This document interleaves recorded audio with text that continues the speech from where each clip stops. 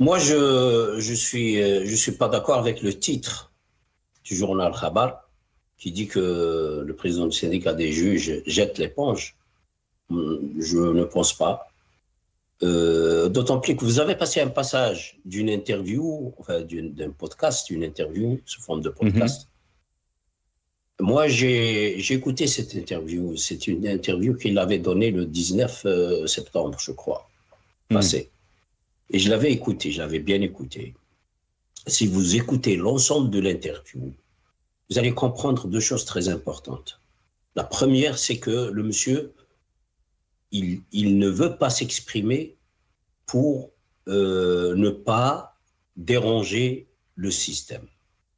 C'est-à-dire, il ne veut pas dire des choses, il ne veut pas déclarer des choses qu'il avait apprises à l'école qui ne sont pas appliquées parce qu'il risque de déranger le système.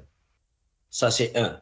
Mais de deux, et c'est la chose la plus importante pour moi, c'est que le monsieur croit que la justice doit être au service du régime qu'il appelle l'État. Parce qu'il dit que, dans cette interview, il dit que le parquet est, il a comme obligation d'appliquer la politique de l'État.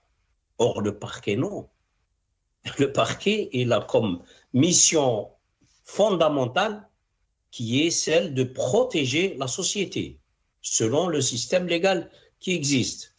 C'est vrai que quand on écoute bien son interview, on voit l'effort qu'il fait pour ramener la théorie qu'il enseigne, qu'il a enseignée et qu'il enseigne parfois vers la réalité de l'Algérie, mais pour donner l'impression que ce n'est pas si grave que ça.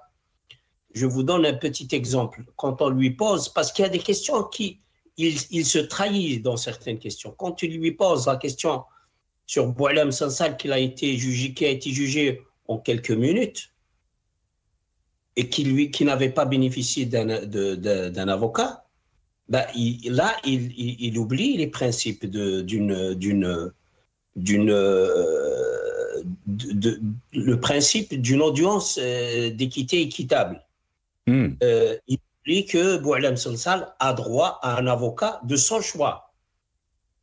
C'est-à-dire qu'il avait droit de ramener un avocat de France. La loi en Algérie n'interdit pas ça.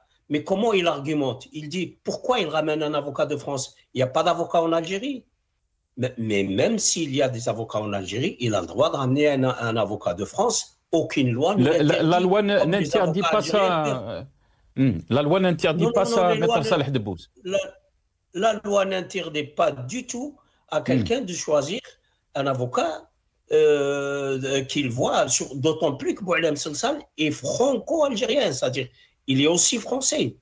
Mhm. Donc là, il se trahit sur cette question en disant, moi ça m'a choqué quand je l'ai écouté dire pourquoi il choisit un avocat français. On n'a pas d'avocat en Algérie, mais même si vous avez des avocats en Algérie, il a le droit de choisir un avocat de France ou de n'importe quel autre pays.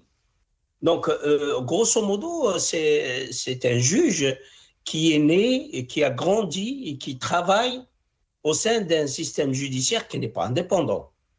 C'est clair et net. Le Conseil supérieur de la magistrature étant présidé par le président. Et puis, si vous écoutez, je ne sais pas si vous avez l'occasion, on a l'impression qu'il implore, qu'il mendie, alors que normalement, il est un juge et normalement, il parle au nom des juges qui sont censés constituer un pouvoir indépendant.